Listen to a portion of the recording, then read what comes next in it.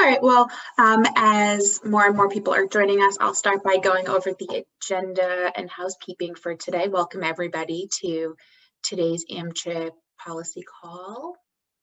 Housekeeping as usual, please, if you have questions for the panelists, we encourage you to type them into the chat and make sure that you click on all panelists and attendees. This way others can see the questions you're asking as well. And if you have any other difficulties, please contact Jess Cohen at jcohen@amchp.org. So our agenda today, I'll give you a quick legislative update, and then we have our usual MCHB update. We are joined today by guests from CMS to share the Connecting Kids to Coverage national campaign. Maine will be sharing some information about their COVID waiver, and then we'll have some updates from CDC. So on the legislative front, as we know, on September 30th, just in the nick of time, Congress and the President signed into law a continuing resolution that funds the government at FY20 levels through December 11th. What has happened so far is the House has actually passed, I believe, most, if not all, of their bills, especially labor, health, and human services, and the Senate hadn't done any work on theirs. So recently, I guess this was on November 10th, so just about 10 days ago, the Committee on Appropriations in the Senate released their draft of their bill. They didn't have any markups or hearings or, consider it or have any debate on it publicly, but they did release the text to give us all an idea of where their position is on the bill. And this is part of their continuing negotiations with the House over the matter. I should mention that this was only released by the Republican side of the committee. The Democratic leadership responded by saying they didn't think it invested enough in critical health and human services and education programs. But again, the Republicans are in the majority in the Senate, so they're really driving the agenda on this bill there. And I wanted to give you just a recap where we are. The final FY20 number for Title V MCH block grant appropriations was at $687.7 million. The FY21 appropriations bill passed by the House proposed increasing that to $718.2 million, which was very exciting, obviously. That's a $30 million increase. More, as you can see, math, not my strong point. And then the FY21 Senate committee draft that was released last week contained a proposed $707.7 million for Title V. A $20 million increase from the Republican Appropriations Committee is nothing to bat an eye at either. We are excited to see that both in the House and Senate, leaders from both sides of the aisle have recognized the importance of funding maternal and child health priorities. I'm really excited. Of course, we're going to be urging them to adopt the House pass level, but the negotiations are underway. And the latest, and I should add, it's also really interesting with the chair of the House Appropriations Committee, Nita Lowey, is about to retire. She didn't run for re-election. And so I think she's probably eager to see something get done before she leaves. Similarly, Senator Alexander in Tennessee won't be returning. And so I think, it would be really nice to see both of them use that as motivation to make sure something gets done. I'm sorry for the small print on this slide, but the basic idea is that among the negotiations, there's always worries. Will there be another shutdown or not? But it does look like there have been positive negotiations, or at least discussions with the White House that they'll accept an omnibus package that would actually go through the rest of fiscal year 21. So at least they're talking and the discussions continue, but as usual, we probably won't know much until like December 10th. It always comes last minute, doesn't it? Unfortunately, not much action on a COVID relief bill, which is really unfortunate. I did not write these words here. It's from an Axios article, I think, that I read earlier, this morning. But I think a lot of us can agree with the sentiment that it's really disheartening that since May, essentially, Congress hasn't passed anything that has passed both chambers in order to be signed into law to provide the much needed relief that we know is so desperately needed, especially for state and local governments and public health departments, in order to address the real needs of responding to the pandemic, and of course the continued economic repercussions. So it seems like with the upcoming change in administration, the can is getting kicked again.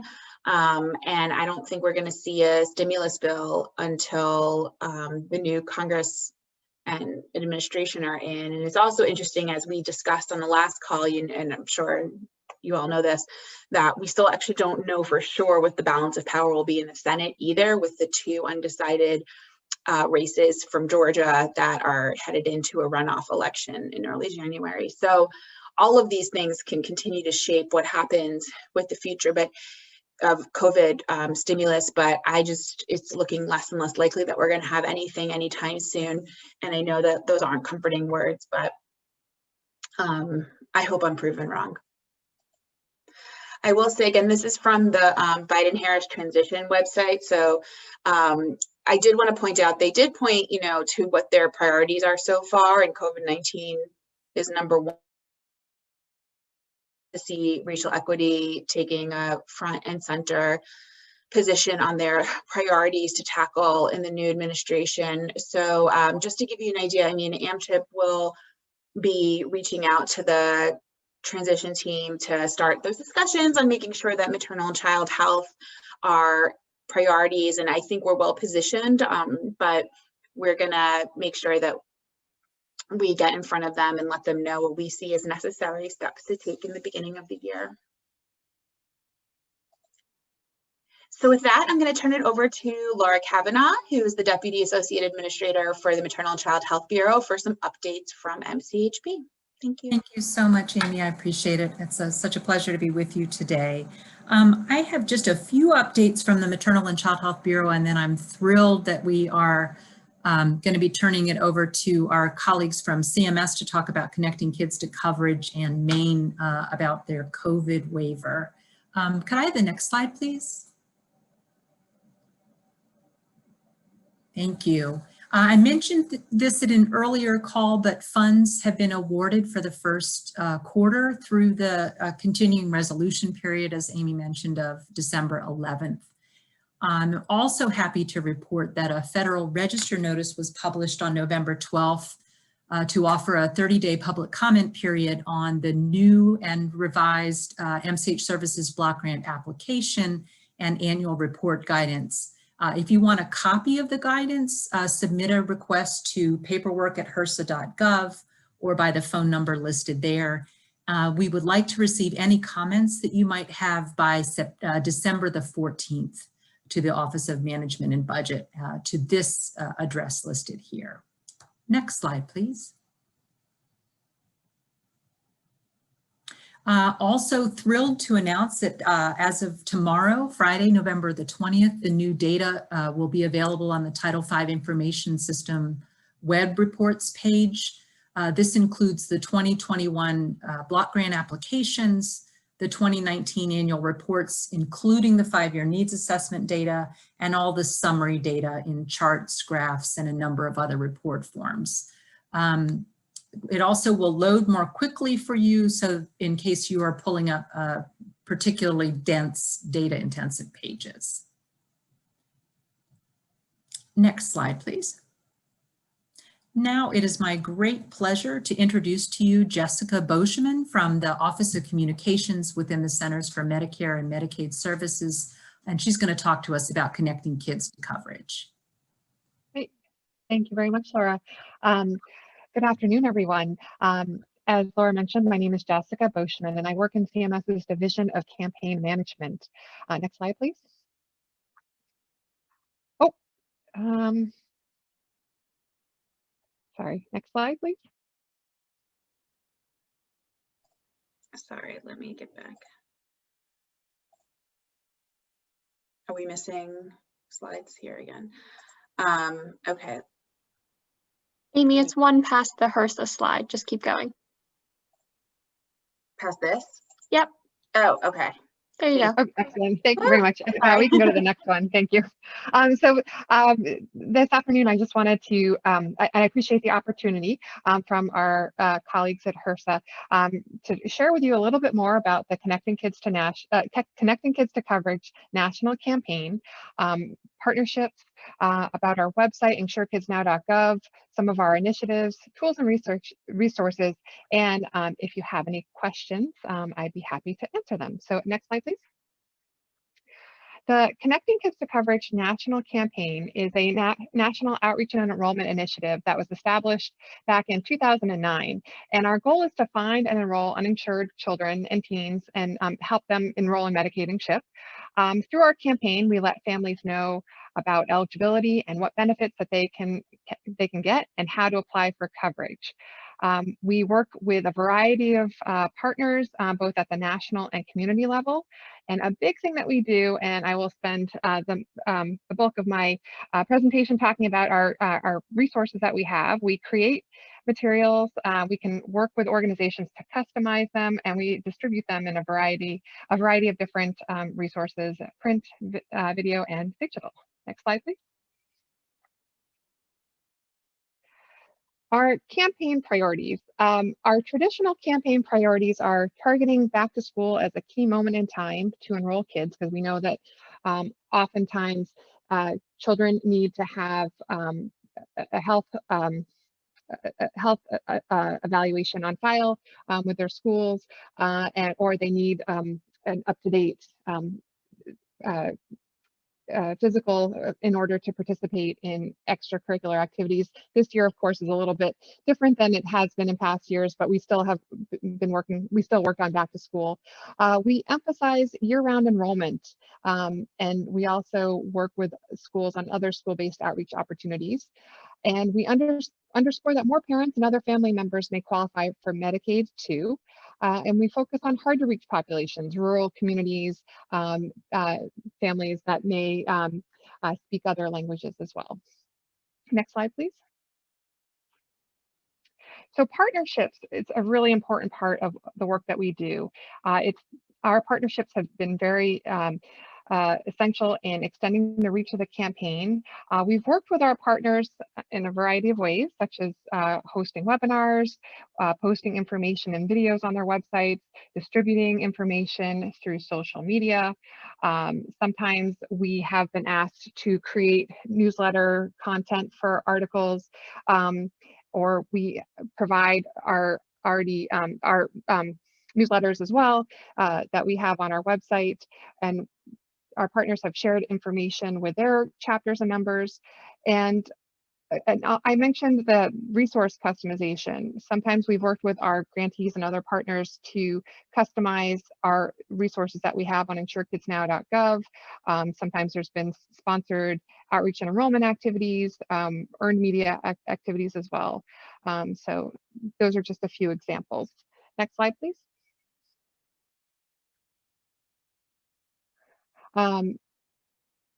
Through our partnerships, we're able to leverage relationships with existing national partners.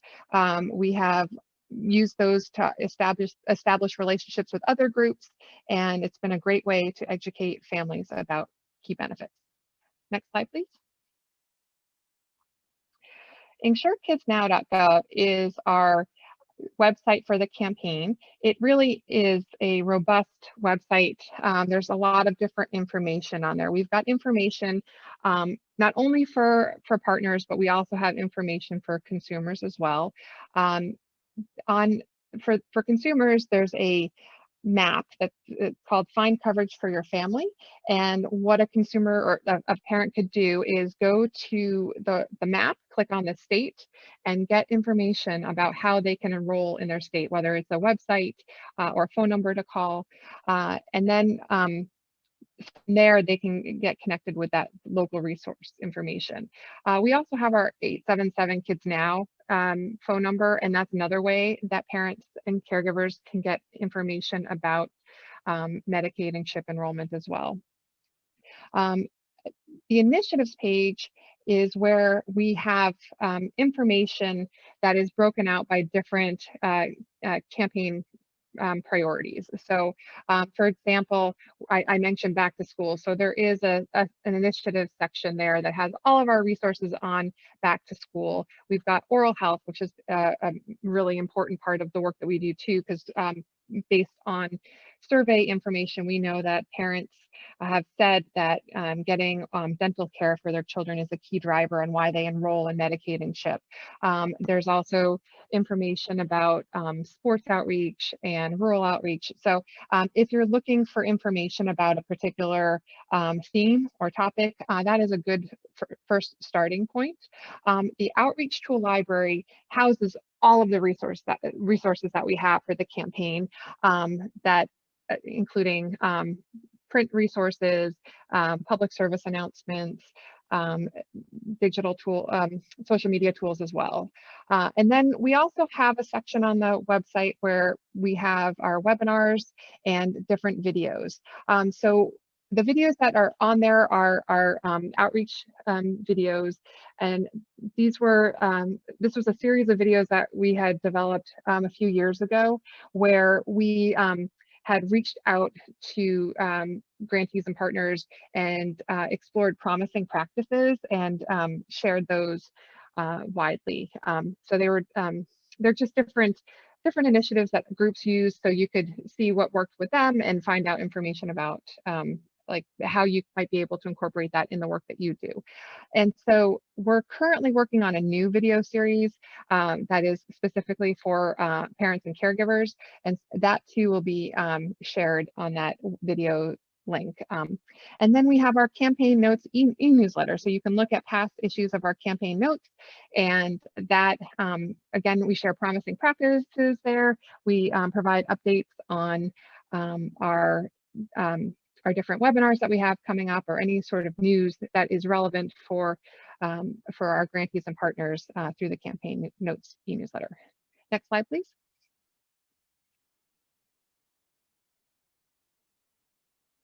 So this is just a sample page of what our back to school initiatives page looks like. Next slide, please. And I mentioned just the different topics for our different initiatives. In addition to the video series that I mentioned, we are working on a new initiatives page around vaccinations. We've got some cold and flu resources that we've developed.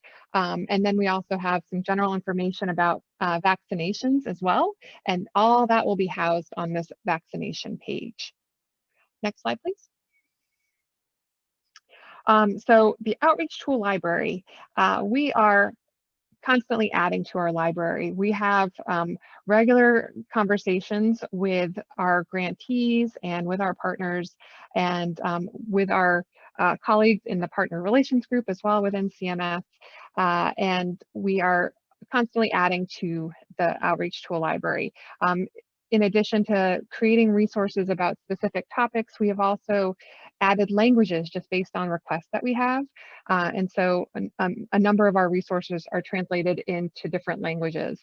And through the outreach tool library, if there is an interest in customizing our print resources, there is a customization guide that you can find a link to at the top of the page. And if you follow those steps, you can request free customization through our CMS Division of Multimedia Resources, Division of Multimedia Services. And so it typically takes about 2 weeks to turn around a customization request.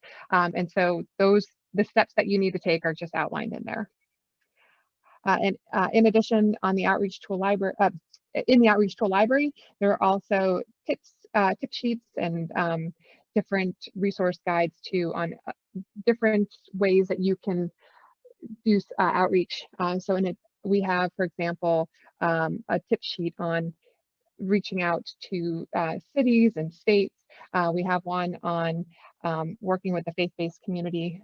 So those are just a couple of examples. Next slide, please. And oops, sorry, if you can just go back to the one on, it's got back one, please. Tools. Okay, so here are just 3 samples of our resources. So the puppy care is one for cold and flu season. We've got the Protect Their Tomorrow. So that's talking about the importance of vaccination. And then Peace of Mind is the orange graphic there. And that is a campaign that we started earlier this year, just reminding parents that Medicaid and CHIP provide peace of mind, especially during times like this when there might be a delay in service, or school may look a little bit different this year, but it's still important to get that care. Next slide, please. So in addition, we have worked with our grantees and on earned media. And so there's some tools and tip sheets on how to conduct earned media. And so we have some templates on our website. We've got some sample media advisories and releases and live read scripts. And so we have just provided expertise from the campaign standpoint on how our grantees and can boost their presence in media outlets. Next slide, please. So I mentioned the tip sheets and toolkits. These are just a few that we have. School-based outreach, oral health, social media, that's a newer one that we have, and that was based on a request that we got from our grantees when we met with them last November, because a lot of the groups that we're working with at the grantee level, they don't have a large staff, and some of them are really seasoned in that area, but a lot of them aren't. And so that guide was something that we developed with that in mind, reaching out in rural communities, cities, working with local businesses, working with primary care associations and community health centers and the faith community. We also have a toolkit that we're working on about conducting paid digital campaigns on a shoestring budget. And that, again, was also a request that we got from our grantees. So we're just in the final stages of getting that pulled together. And hopefully by the end of the year, we will be able to share that on our website. Next slide, please.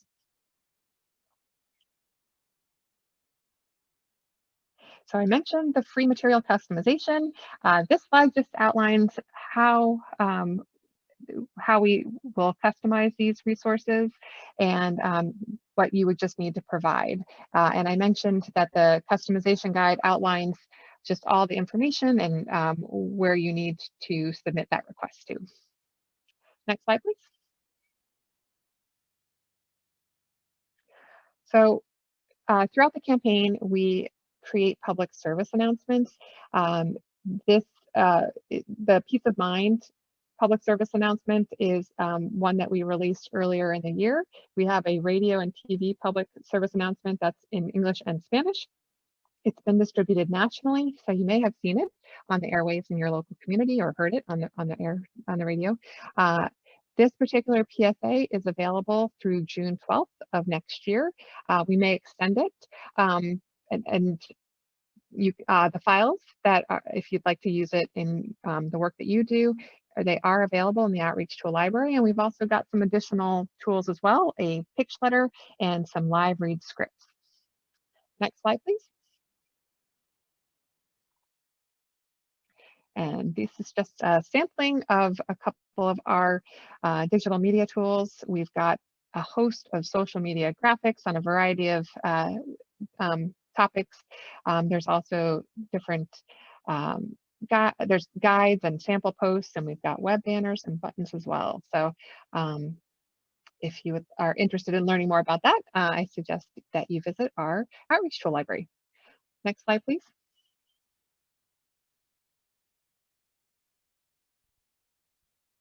And these are just links to the outreach video library and the webinar archive. Next slide, please. And how you can keep in touch with the Connecting Kids to Coverage National campaign.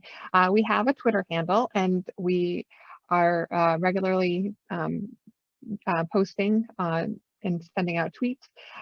So we welcome engaging with us on social media. We also use the hashtags Enroll365, Kids Enroll, Medicaid, and CHIP. If you're interested in hearing from the campaign periodically, you can subscribe to the Campaign Notes e-newsletter. Or if you have any questions after this webinar, feel free to send us an email at connectingkids@cms.hhs.gov. Next slide, please. So are there any questions I can answer for you while we're on the webinar? Jessica, thank you so much for that. I'm going to go ahead and turn to our next presenter, but I encourage if folks have questions, please feel free to type them in the chat. And we'll also hopefully have some time at the end for questions for all of our presenters today, if that's all right. Great, thank you very much. Awesome, thank you. Appreciate the opportunity, Amy, thank you. All right, next we will be hearing from the state of Maine and the 1135 waiver accommodations of public health initiatives that they have used. Good afternoon, everyone. This is Dean Bugai with the state of Maine. We call ourselves Maine Care. That's a Medicaid entity in Maine. And so this is just a brief discussion around some of the 1135 accommodations that we've put into place and how we've sort of handled that. And so next slide, please. Thinking about how we've handled the public health emergency, we really looked at a couple of different authorities in terms of how we can implement some changes. So really looking at the 1135 waiver, but then also utilizing our disaster relief state plan amendments and doing emergency rulemaking to be able to be responsive to adjust our state policies to assure that we're supporting quality care for children, youth, and families.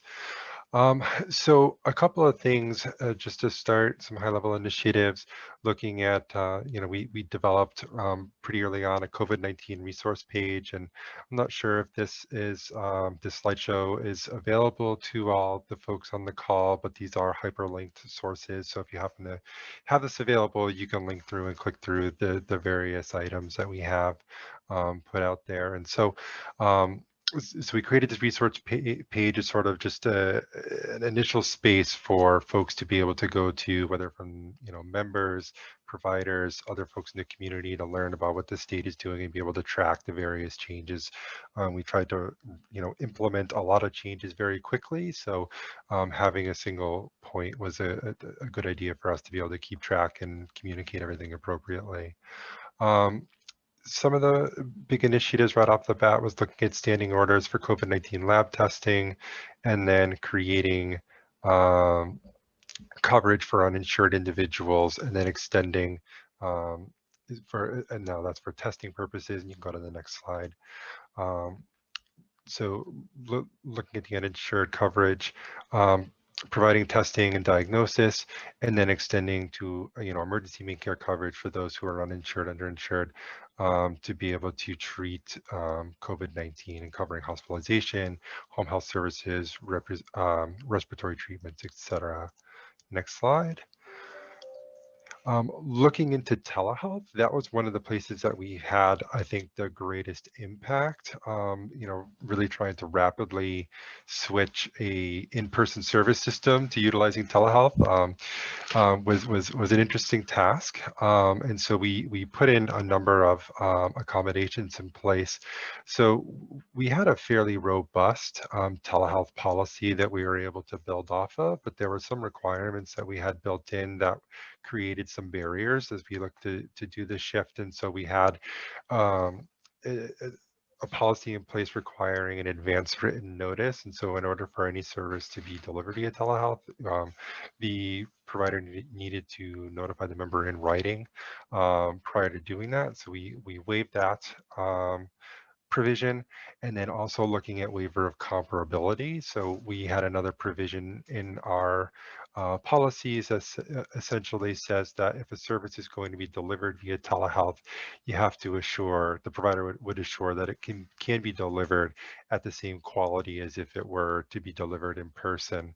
And so recognizing that as a potential barrier and thinking about the impact of you know, no, some form of a service versus no service, we really wanted to create a flexibility to be able to allow providers to maintain connections with their families and folks that they're serving.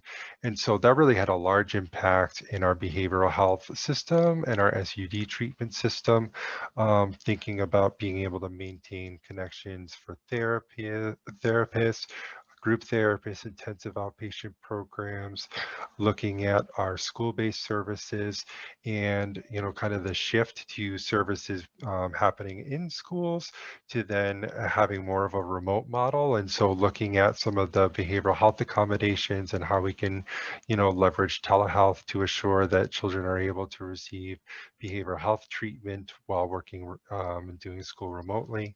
So we did this waiver of comparability here was huge in being able to let us be flexible with the changing needs to try to serve children really where they're at.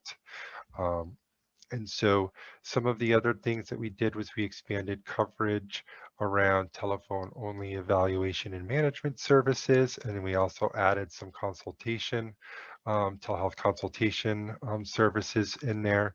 So we can, increasing triage and as folks were unable to go into the offices, trying to do as much as we can over the phone.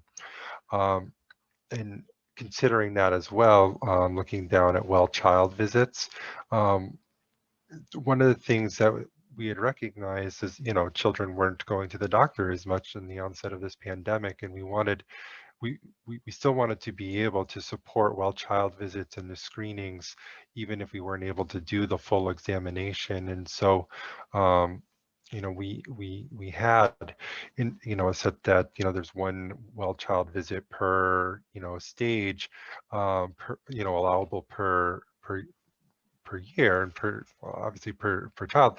And so we looked at creating a flexibility there to allow an initial visit via telehealth and then to allow a second in-person visit within that time frame, so that way we can just facilitate access for children to do their well-child visits, get their screenings on time, allow the providers flexibility to space out appointments to be able to get children in and do what they needed to do as far as that's concerned. And then also look at covering certain teledentistry codes, surrounding screening, patient assessments, supporting, telehealth real-time encounters, things like that. And one of the things that was able to really support us in rolling all this out is we developed early on, a very strategic partnership with the Northeast Telehealth Resource Center.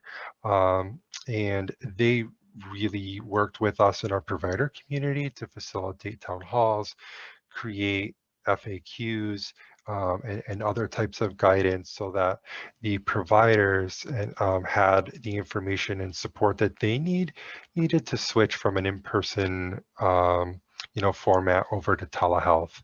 And so next slide, please.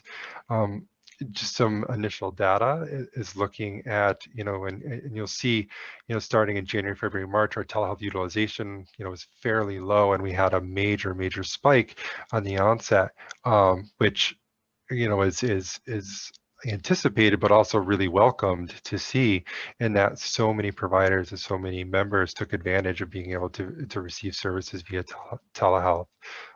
Next slide. And actually, we could probably skip this next one. It's just a little bit more data.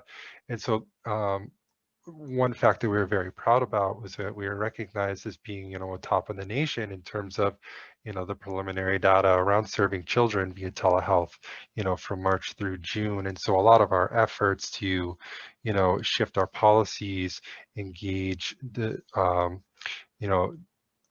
Northeast telehealth and really do outreach and education and to support telehealth has really paid off. Next slide. So looking at the 1135 accommodations in particular, excuse me, they were fairly standardized. So it was really looking at our state policies, and so the 1135 was kind of more of a template form in terms of, suspending prior authorizations or extending pre-existing authorizations, PASR levels, looking at, fair hearing requests and provider enrollment flexibilities. And so those are fairly standardized. And so we look to our other state policies to kind of, operationalize what that looked like. So next slide.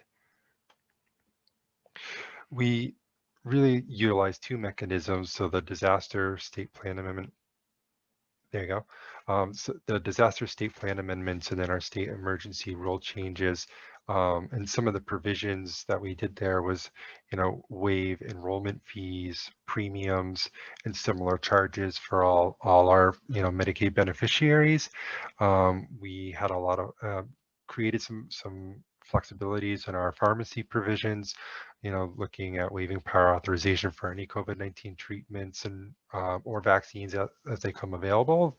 Definitely something we're thinking a lot about right now in terms of, as we're getting closer to the onset of vaccines, what the rollout is going to look like. So we're doing a lot of planning there. And then looking at allowing for early prescription refills, and then waiving physical assessments. This was another big one in terms of SUD treatment and supporting access for members and continued access for members that need SUD treatment, is waiving the physical assessment and requirements for buprenorphine and the combined products for SUD, so that they would be able to still get into treatment rapidly and be able to continue their SUD treatments. And some other things, looking at extending our state certification timelines for child serving providers. So through our DSPA, we have a number of state certifications for staff, providing our community-based services, residential programs that all have varying timelines associated with that. And so we utilize the opportunity within the disaster SPA to create additional flexibilities so it doesn't greatly destabilize our workforce. As we're looking at new hires, and any, maintaining certification sort of rolling forward, we really work to try to, have as much flexibility to create as minimal impacts on the providers and children, youth, and families as possible. And then we continue to support, our transportation system so members can get to appointments. And then we also created some special transportation arrangements for members that were COVID-19 positive. Next slide. Even with all these accommodations, though, I'm sure, like most of you, we did notice that, there was, a very extreme drop off of services in certain areas. And as the pandemic went on, we utilized our disaster SPA authority to try to create some behavioral health incentives. And so really looking at ways that we can compensate and incent the providers to conduct outreach and re-engage with members, and either via telehealth or in person. This was a big one, especially with our behavioral health treatment in schools. They saw a major drop off just from, shifting home and what that looked like. And so we wanted to both support providers so that they would be able to maintain as a provider, because that was a challenge, but then also incent to, reestablish those connections where they were lost. So we did those in some targeted areas. And so next slide, just to give you an idea on some of the things we were looking at, looking at school-based and then some children's behavioral health services. We ended up doing, short-term supplemental per member per month rates at $650 per member per month for children that are associated with our rehabilitative and community support service. That's a skill building service geared towards children with intellectual disability and autism. And looking at our behavioral health day treatment. So that's our school-based service for children with mental and behavioral health needs. So looking at supporting, those programs. Then we have a couple for adults here that we also did, and looking again at clinicians within our school services. So varying amounts, all based on utilization and our assessment of sort of the drop in utilization and where we needed to provide the support. And so we built a mechanism in to reestablish those connections. Next slide. Along those same lines, we also looked at well child and dental incentive payments. So one of the things that we noticed is a couple of different things within the challenges of being able to, just physically go into the offices, for those well child visits. One of the other major things that was really lost during that time is a lot of vaccinations and immunizations that were regularly scheduled. We noticed a very large drop off in dose ordering that made us really concerned. And so we wanted to try to incent providers twofold in order to bring children back into the office and then pair those with the appropriate vaccination. Including a flu vaccine during the same general time period. So we weren't requiring it to be in the same visit, but within the same general time, they could have multiple visits to be able to qualify. And so the time period we established was September to December. So we're still in the midst of that. I don't have any data, unfortunately, to show how well it's progressing, but the idea behind this is that, vaccinations are so and immunizations, flu shots are so important, and obviously just getting children into their visits and getting their well child visits are also extremely important, even more so with how disjointed things are just in society at the moment. And so we really wanted to be able to try to incent to the providers to establish and pull them in and get kids back on schedule. And same thing with dental services. So again, that was another major disruption, and looking at being able to provide an incentive payment for each child who on main care receives one or more dental service from the practice during that month, including oral health screenings and the application of fluoride varnish. And so the next slide. Just to take a look at some of those rates, we did a per member per month again. So for the primary care practices for well child visits and vaccines, $31.14 per member per month. And then the dental care was $37.09. And next slide, just so folks can see that. And that's what I have. So next slide, if there's any questions, happy to take them. If the slides can be made available, folks can, like I said, click on the hyperlinks and take a look through all the work that we've done to try to support folks during this pandemic. And, looking forward to what the future brings and vaccines and all that good stuff, and how we can continue to progress and move forward. So thank you very much for the opportunity to talk today. I appreciate it. Great, thank you so much, Dean. I'm going to move along to make sure we get in enough time for our next presenter, Dr. Yanida Rifos from the National Center on Birth Defects and Developmental Disabilities at CDC. Hi, Amy. Thank There you. you are. Great. Yes. Hi, everybody. Thank you again for having me. As Amy said, my name is Yini Tarefas. I'm the Acting Division Director for the Division for Birth Defects and Infant Disorders. And I'm here on behalf of Dr. Karen Remley, who's the Center Director for the National Center on Birth Defects and Developmental Disabilities. But like so many others at CDC, she is currently working on the COVID-19 response. And so I am very pleased to be able to talk to you during these sessions. One thing that I just want to follow up on Dean's conversation just before, another reminder, please make sure that everybody gets their flu shot. It is not too late. The flu season will be around for a while, and that is one thing that we can already do when it comes to vaccinations that I highly recommend. And then some updates from the COVID response from CDC. As a general update, there is a new webpage that has been updated with what to do if you are sick or caring for someone who is sick. So please go check that out. And I think, Wendy, are you going to assist with putting some of these websites back in the chat box again, I hope? But otherwise, you can go search on the CDC website for some of these links that I'm going to mention. There's also going to be a new posting for the household transmission page. So that's also something to keep an eye on as we move forward. And then definitely relevant to the maternal and child health colleagues is the updates that have been made for the pregnancy and breastfeeding sections of the COVID response websites. So there's a new webpage that compiles data on pregnancy and birth outcomes during COVID-19. And so you can check those out. They're updated pretty regularly, and they give you a good overview of where we are with our level of knowledge around birth and infant outcomes.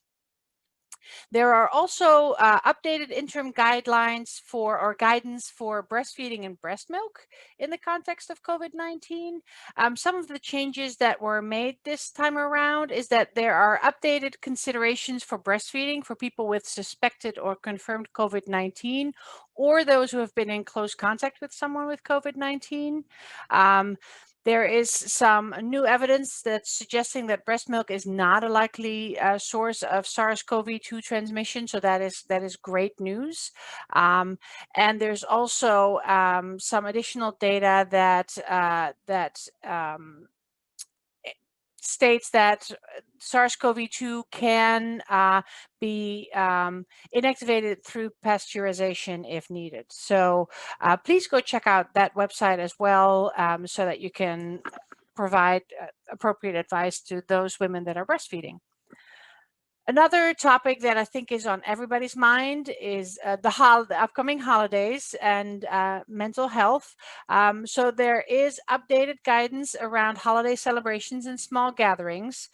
It includes some suggestions for how to reduce the risk for you and your family.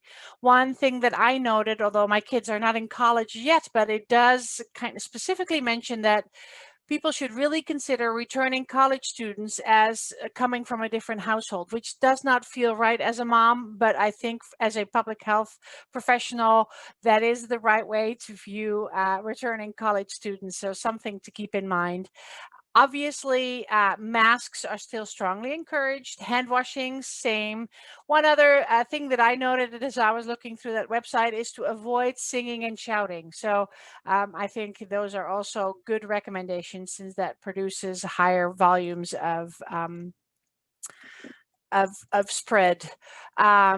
So then kind of going to the mental health part of the holidays, holidays can be a hard time anyway. I think this year the holidays are extra challenging, and there's really been a lot of attention to the fact that it is challenging from a mental health perspective. So the CDC Foundation has released the How Right Now mental health initiative to really address people's feelings of grief and loss and worry during this time. And I highly recommend you look up that website and share it with those that may need it.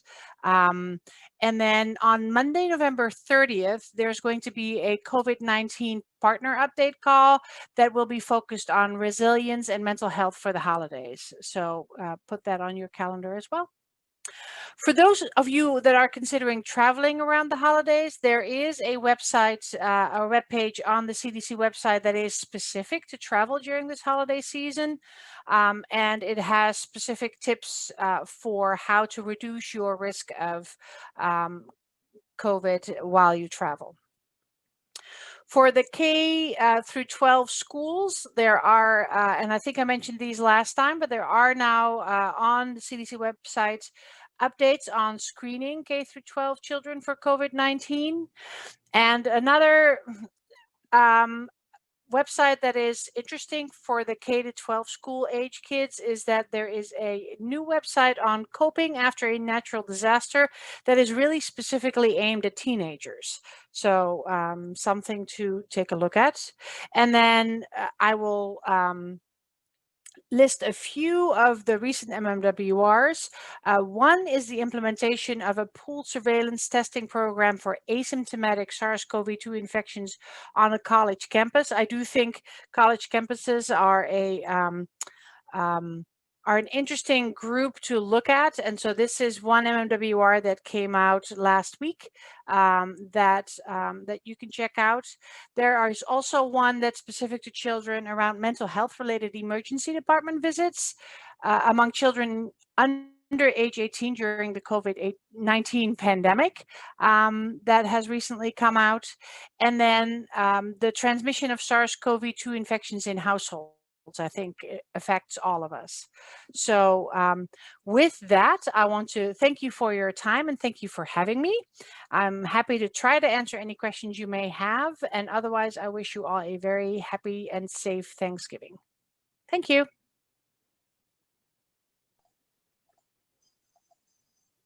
Great, thank you so much. A lot of great information shared again today. And someone also alerted me there are some training events going on today as part of the Workforce Development Center, I believe. So hopefully our usual listeners who may not have been able to attend will catch this on the recording. I also, as I always, remind you, it is kindergarten music class right now, so I'm not sure if you can hear the maracas shaking again. But we do have a few more minutes in case anyone has any final questions. I will also remind you that we do have some resources compiled by the Health System Transformation team about the current ACA open enrollment season. It's going on for another month or so. And we also have the call for proposals open for AMCHP's 2021 conference. Those are due by Friday, December 4th, so we have a few weeks to get those in as well. Our next call will be December 3rd, so you can register as usual. If you have any other questions, again, feel free to unmute yourselves or type in the chat. I'll leave it open for another minute or two. And just again, thank you so much to our presenters today. And a special thank you to the folks at MCHB who actually arranged for most of our presenters today.